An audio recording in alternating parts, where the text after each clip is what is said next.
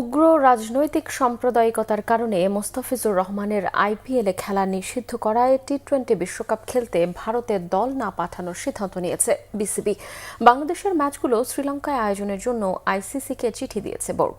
শনিবার আইপিএলে মোস্তাফিজের সাথে চুক্তি বাতিল করতে কলকাতা নাইট রাইডার্সকে নির্দেশ দেয় ভারতীয় ক্রিকেট বোর্ড।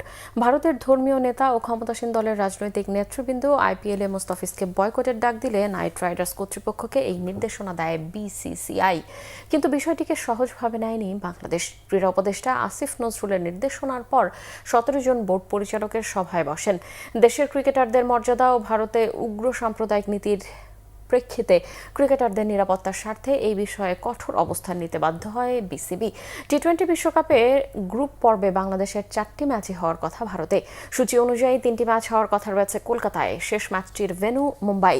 কিন্তু সরকার ও বোর্ড পরিচালকরা মনে করছেন ভারতে উগ্র সাম্প্রদায়িকতা যেভাবে মাথাচাড়া দিয়ে উঠেছে সেখানে ক্রিকেটারদের নিরাপত্তার শঙ্কা থেকেই যাচ্ছে। আইসিসিকে বিষয়টি জানিয়ে মেইল করেছে বিসিবি, তবে আইসিসি থেকে এখনো কোনো জবাব না আসলেও ভারতীয় ক্রিকেট বোর্ডের এক কর্মকর্তা জানিয়েছেন বিশ্বকাপের প্রস্তুতি সম্পন্ন, তাই বিসিবির এই খামখেয়ালিপনা অনুরোধ রাখা সম্ভব নয়।